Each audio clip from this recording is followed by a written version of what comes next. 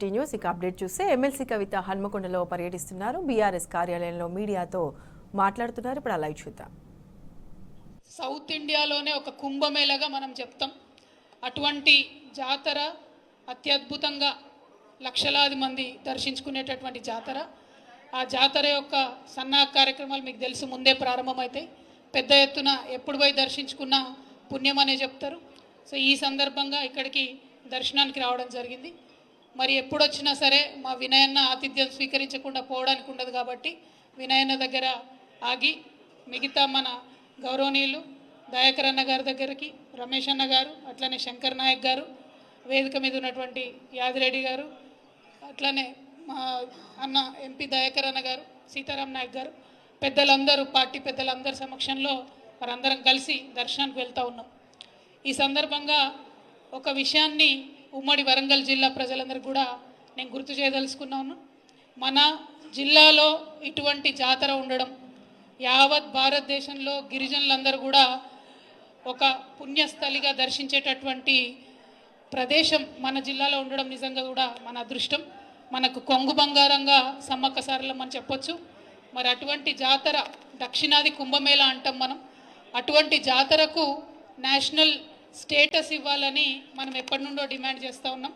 దాదాపుగా ఒక 10 సంవత్సరాల నుంచి తెలంగాణ ప్రత్యేక రాష్ట్రమైన తర్వాత అనేక సార్లు బీఆర్ఎస్ పార్టీ నుంచి ఎంపీలు కావచ్చు, గౌరవ ముఖ్యమంత్రి వర్యులు కావచ్చు, మన అక్క సత్యవతి రాథోడ్ గారు మంత్రివర్యులుగా ఉన్నప్పుడు తను కావచ్చు, 50 మందిని కూడా అనేక మార్లు కేంద్ర ప్రభుత్వానికి గుర్తు చేయడం జరిగింది.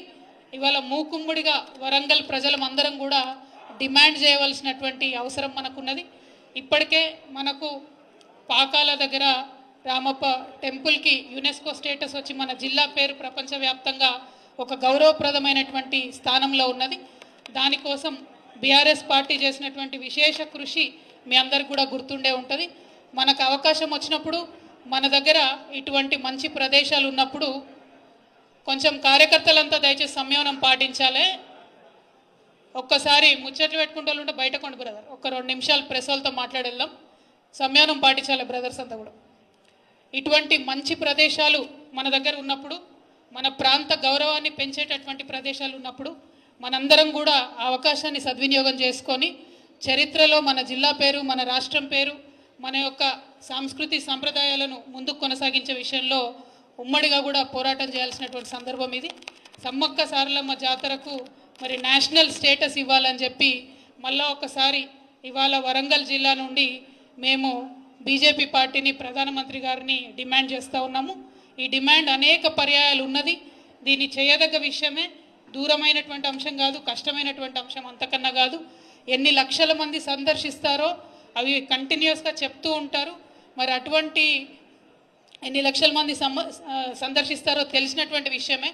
అన్ని లక్షల మంది యొక్క ఆత్మగౌరవ విషయం అవుతుంది కాబట్టి ఖచ్చితంగా national project, national festival status Sammakka సారలమ్మకి ఇవ్వాల్సిందిగా నేను బీజేపీని డిమాండ్ చేస్తూ ఉన్నాను. గౌరవ ప్రధానమంత్రి గారిని రిక్వెస్ట్ చేస్తూ ఉన్నాం. అదేవిధంగా మరి గుర్తించినారు సమ్మక్క సారలమ్మ జాతరను కాబట్టి ట్రైబల్ యూనివర్సిటీకి పార్లమెంట్లో బిల్ పాస్ చేసేటప్పుడు కూడా బీఆర్ఎస్ పార్టీ ప్రపోజ్ చేసిన విధంగానే సమ్మక్క సారలమ్మ పేరుతో ట్రైబల్ యూనివర్సిటీ బిల్ పాస్ అవ్వడం మనందరం సంతోషించదగ్గ విషయం.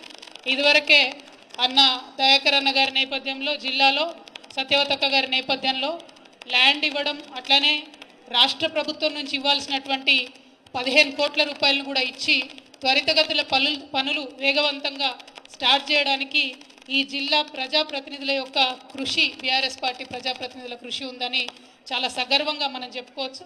ఎందుకంటే ఒక మంచి పెద్ద యూనివర్సిటీ 850 కోట్ల రూపాయలతో ఇక్కడ జిల్లాలో ఎస్టాబ్లిష్ కాబోతూ ఉంది.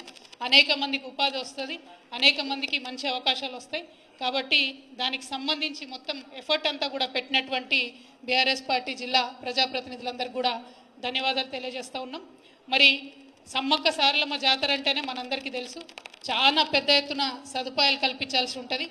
ఉమ్మడి ఆంధ్రప్రదేశ్లో ఈ జాతరను బాగా నెగ్లెక్ట్ చేస్తే తెలంగాణ రాష్ట్రం ఏర్పాటు కాగానే మొట్టమొదటిసారి గౌరవ ముఖ్యమంత్రి గారు అప్పుడు కేసీఆర్ గారు 100 కోట్ల పైచీలకు డబ్బులు ఇచ్చి ఒకటే ఫస్ట్ ఇయర్లోనే మంచి జాతరకు అన్ని ఏర్పాట్లు చేసి తర్వాత ప్రతి సంవత్సరం 75 కోట్లు ఇచ్చుకుంటూ మంచి ఏర్పాట్లు చేస్తూ వచ్చినాం.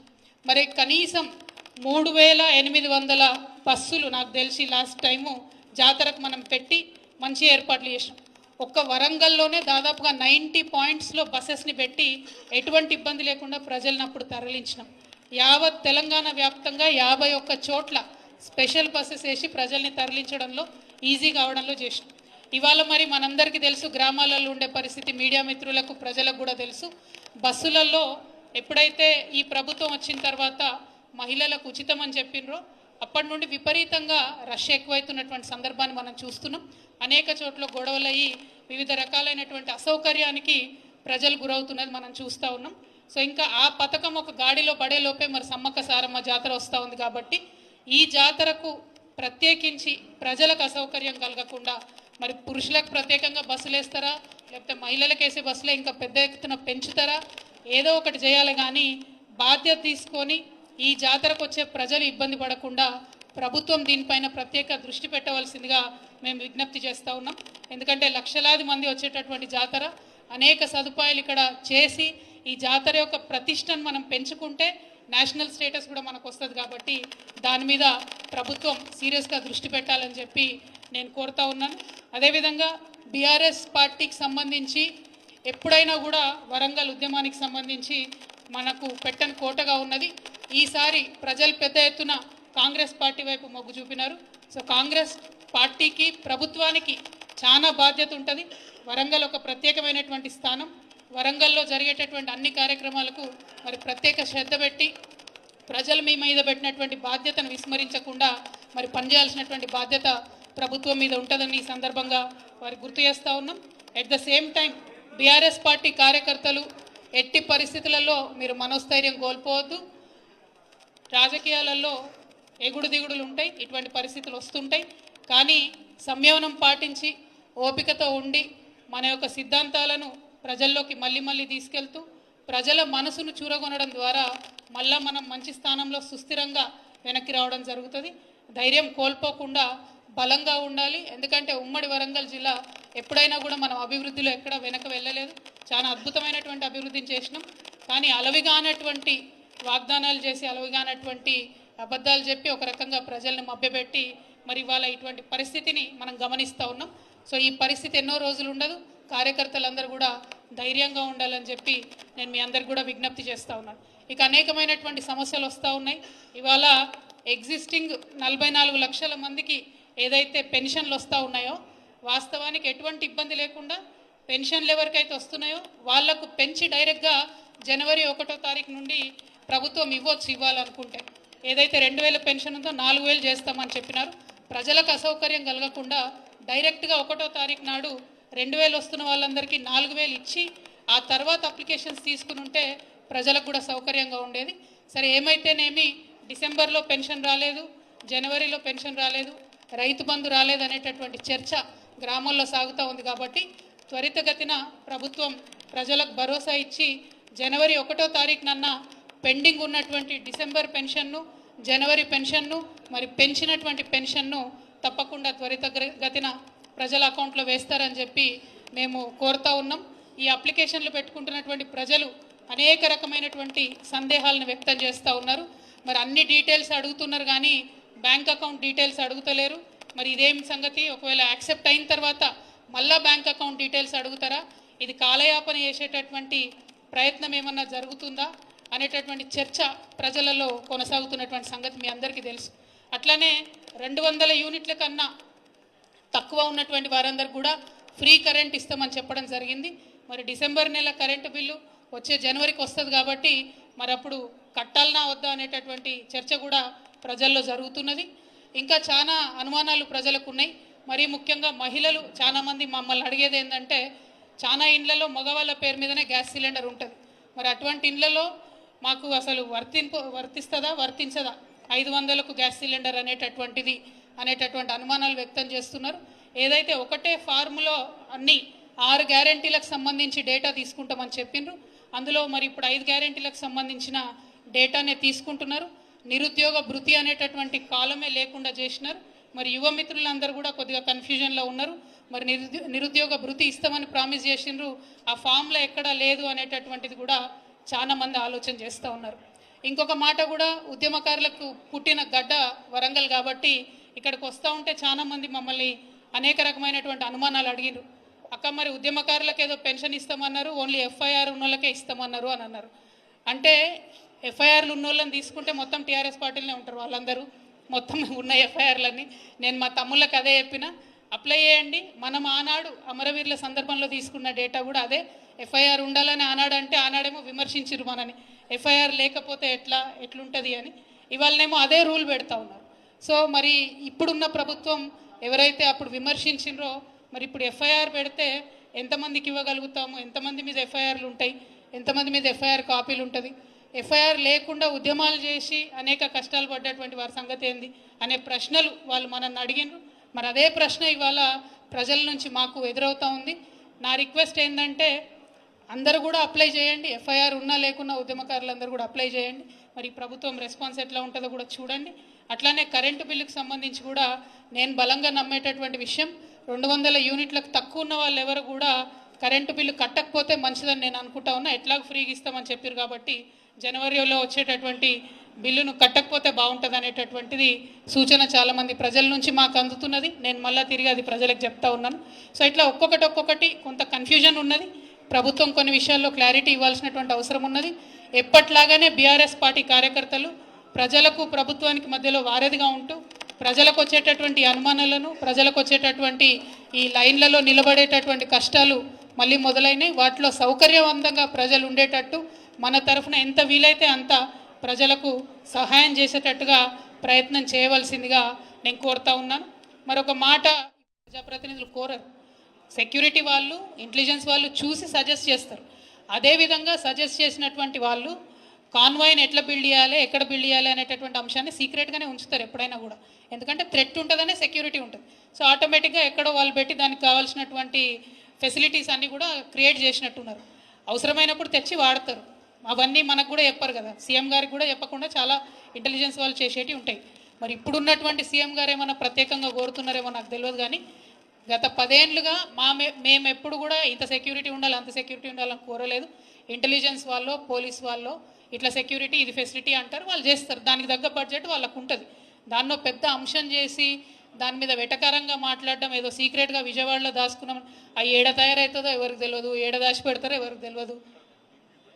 ఎగ్జాక్ట్లీ బీపీ ఆడ తయారవుతుంది, అదే అంటున్నారు కదా, మనకి ఏం తెలుసుపాడే. ఆ పోలీసు వాళ్ళు, ఇంటెలిజెన్స్ వాళ్ళు చేస్తారు జనరల్గా. దాన్ని పెద్ద ఇష్యూ వేసి అదేదో దాచుకున్నాం అన్నట్టుగా గౌరవ ముఖ్యమంత్రి గారు మాట్లాడడం నిజంగా వారి గౌరవాన్ని తగ్గిస్తుంది తప్పితే ఇంకొక అంశం కాదు. Ultimately protocol of any CM is decided by the security wing and intelligence and the police. There is no role of politicians in that. It was decided like that. It is unfortunate that the current CM thinks so, but it is not the case. But since you have asked me in English, I want to make one thing very clear. We are from the state of Telangana, from the district of Warangal, demanding a national project status to be given to the South Indian, very big popular Jatara, which is called as South Indian Kumbh Mela, the Sammakka Saralamma Jatara. This is the highest conglomerate of tribal population of this country. This has to be respected.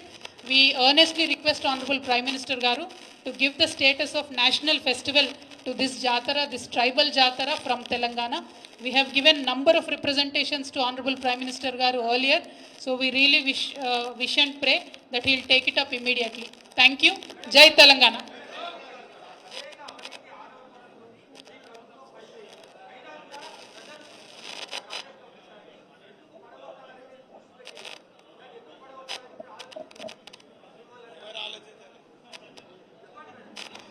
ఏందన్నా నాకేం అర్థం కాదు.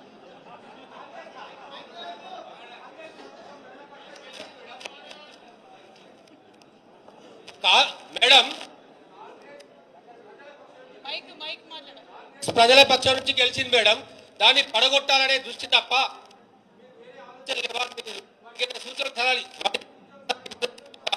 ఇప్పటిదాకా సూచనలే చెప్పిన కదన్నా నేను. సమ్మక్క జాతర ఉన్నది, బస్సులు ఎక్కువ పెట్టాలన్నా, ప్రజలకు ఇబ్బంది లేకుండా సౌకర్యాలు కల్పించాలన్నా. ఒక్క నిమిషం. ఇప్పుడు 5 ఏళ్ళు బాబు, ఇప్పుడు మేము ఒక్కటే చెప్తున్నాం, ఎక్కడ దించుతామని అంటలేము, వాళ్ళకి అన్ని తీర్ల మద్దతు ఇస్తాం. వాళ్ళ ప్రభుత్వం వాళ్ళ ఎన్నికల మేనిఫెస్టోలో ఏం పెట్టిందో అది చేసేదాకా నిలదీస్తాం. నిలదీసుడు ఖాయం, దాంట్లో ఏం లేదు. వాళ్ళు ఏదైతే ఎన్నికలలో ప్రకటించారో 100 ప్రకటించారో 100 చేసేదాకా నిలదీసే ఏర్పాటు చేస్తాం. ఇంకొక విషయం గుర్తుపెట్టుకోవాలి బ్రదర్, బీఆర్ఎస్ పార్టీకి కాంగ్రెస్ పార్టీకి కేవలం 1.7% ఓట్ల తేడా మాత్రమే. ఉప్పెనలాగా గెలుసుడు, ఏదో ప్రజలు మమ్మల్ని తిరస్కరించుడు అన్నది జరగలేదు. కన్ఫ్యూజన్లో లోకల్ ఇష్యూస్తోని అనేకమైనటువంటి అంశాలతోని ఇట్లా ప్రజల నిర్ణయం వచ్చింది. అయినప్పటికీ ప్రజల నిర్ణయాన్ని డెఫినెట్గా గౌరవిస్తాం, అన్ని రకాలుగా సహకరిస్తాం. మా నాయకుడు చెప్పారు 100 రోజులు సైలెంట్ ఉండమని, డెఫినెట్గా సైలెంట్గా ఉన్నాం. జరుగుతున్నటువంటి కార్యక్రమాల్లో ప్రజలు పడేటటువంటి ఇబ్బందిలో సూచనలు మాత్రమే చేస్తున్నాం, కార్యాచరణ ఏం చేస్తలేం. 100 రోజుల తర్వాత కార్యాచరణ ఉంటుంది. Thank you. జై తెలంగాణ. రామ మందిర ప్రారంభోత్సవానికి ముందు 1000 కోట్ల అభివృద్ధి పనులను జాతికి అంకితం చేశారు ప్రధాని మోడీ. అయోధ్యలో పర్యటిస్తున్న ప్రధాని అయోధ్య డ్యామ్ రైల్వే స్టేషన్ను ప్రారంభించారు. ఇప్పుడు లైవ్ చూద్దాం.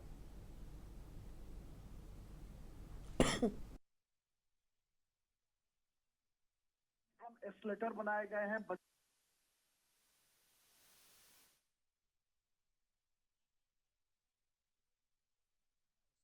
जो नया टर्मिनल है रेलवे स्टेशन का वो अब 2 गुना करके 6 लेन का किया गया है और इस वक्त वहां पर जो प्रदर्शनी लगाई गई है रेलवे स्टेशन के अंदर उसका अवलोकन करते हुए प्रधानमंत्री नरेंद्र मोदी आपकी टीवी स्क्रीन पर इस वक्त भारतीय रेलवे के जो कीर्तिमान हैं उनको भी दिखाते हुए कैसे अलग अलग तकनीक के जरिए भारतीय रेलवेज अपने नए विकास पथ पर आगे बढ़ रही है और अमृतकाल में भारतीय रेलवे की क्या यात्रा होगी उसका एक अवलोकन. మహర్షి వాల్మీకి ఎయిర్పోర్ట్ రామాయణ కళతో ఉట్టిపడుతుంది. అద్భుతమైన కళాఖండానికి కేంద్రంగా ఆ విమానాశ్రయాన్ని డెవలప్ చేశారు. రామాయణ కథ ఆధారంగా ఉన్న అనేక చిత్రాలను ఎయిర్పోర్ట్లో లాబీలో డిజైన్ చేశారు. స్థానికంగా వాడే కలర్స్తో ఆ కథ చిత్రాలను ఎయిర్పోర్ట్ లాబీలో వేశారు. చూపర్లను విశేషంగా ఆకట్టుకుంటున్న ఆ చిత్రాల్లో రామాయణ కథ కళ్ళకు కట్టినట్లు కనిపిస్తుంది. प्राचीन संस्थान है, कंप्लीट इलेक्ट्रिफिकेशन का कार्य किया जा चुका है और रेलवे स्टेशन का जो मॉडल है वो देख रहे हैं क्योंकि पहला चरण जो है वो आज लोकार्पण किया गया. अभी इसके दूसरे चरण में इसको विस्तार दिया जाएगा, 5 गुना विस्तार, क्योंकि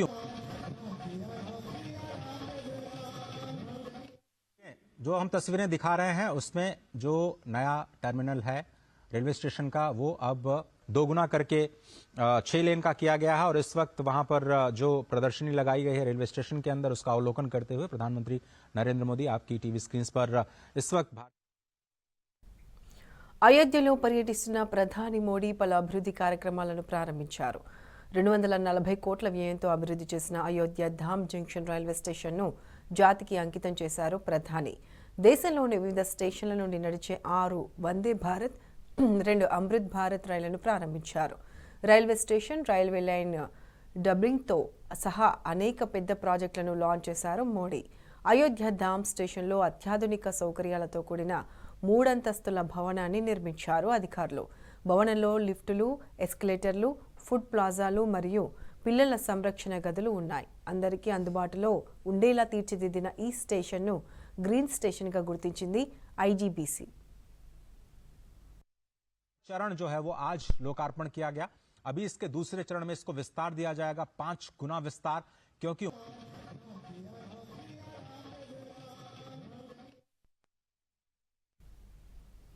ఆర్టీసీని అన్ని విధాలుగా ఆదుకుంటామని మంత్రి పొన్నం ప్రభాకర్ అన్నారు. ప్రయాణికులకు మెరుగైన సేవలు అందించేందుకు టీఎస్ఆర్టీసీ నిరంతరం కృషి చేస్తుందన్నారు. హైదరాబాద్లో 80 కొత్త బస్సులను మంత్రి జెండా ఊపి ప్రారంభించారు. మహాలక్ష్మి పథకంతో ఆర్టీసీలో 100% ఆక్యుపెన్సీ దాటిందన్నారు. అటు కార్మికులకు సంబంధించి బకాయిలను విడతవారీగా అందజేస్తామని మంత్రి పొన్నం ప్రభాకర్ అన్నారు.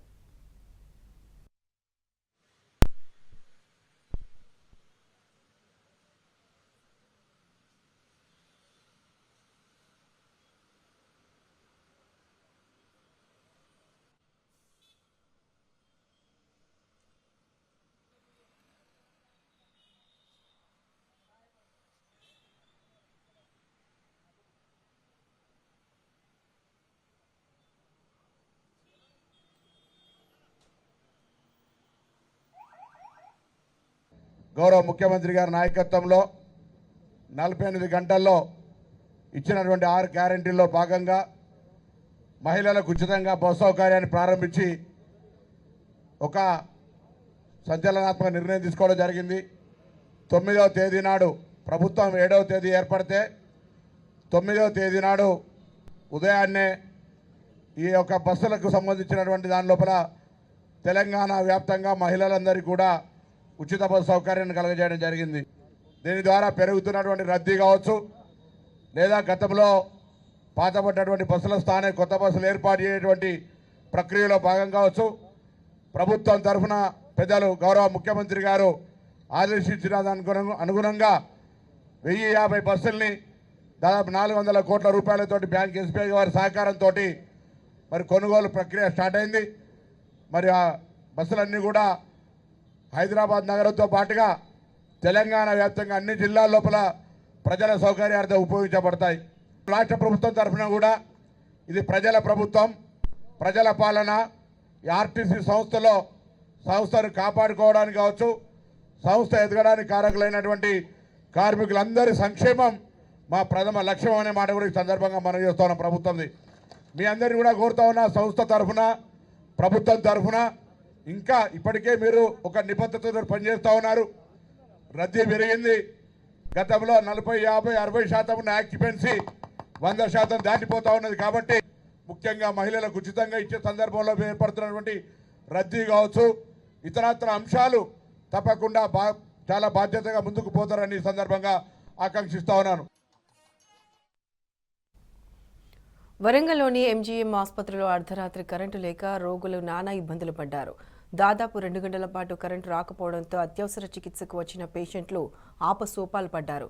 వెంటిలేటర్పై ఉన్న ఒక రోగి చనిపోయాడు. దీంతో అధికారుల తీరుపై రోగులు, ప్రజలు తీవ్ర ఆగ్రహం వ్యక్తం చేశారు.